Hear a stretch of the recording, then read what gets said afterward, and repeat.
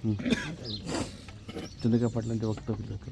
आता चंद्रकांत दादांचं वक्तव्य म्हणजे फार महान आणि फार अभ्यासू वक्तव्य असं आपल्याला म्हणावं लागेल.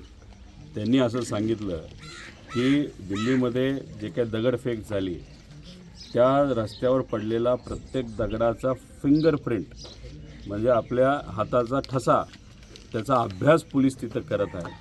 काय महान वक्तव्य केलेलं आहे.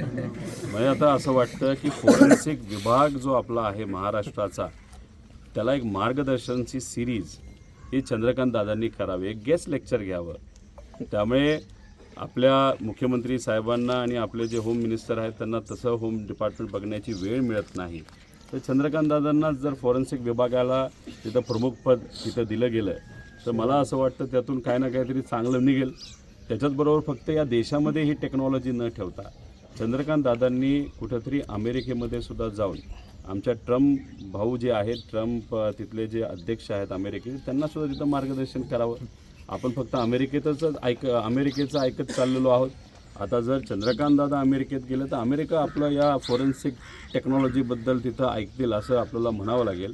त्याच्याचबरोबर मनोरंजन डिपार्टमेंट एक वेगळं काढण्यात यावं. कारण काय झालं सरकार अतिशय लोक सरकारबद्दल वैतागलेले आहेत. त्यामुळे चंद्रकांत दादांना एक वेगळं डिपार्टमेंट काढलं गेलं लोकांना मनोरंजन करायचं आणि त्यांना जर मंत्रिपद दिलं तर कुठंतरी लोकांचं मनोरंजन त्यांच्या स्टेटमेंटमधून तिथं होऊ शकतं. आणि त्यांचं जे फॉरेन्सिक लॉजिक आहे ना ते कशाला तुम्ही दिल्लीला जाऊन लावता. महाराष्ट्रामध्ये पेपर फुटत आहेत. नीटचा पेपर फुटला, MPSCचा पेपर फुटला, त्यानंतर अजून इतर सगळे CETचा पेपर फुटला असं म्हणतात.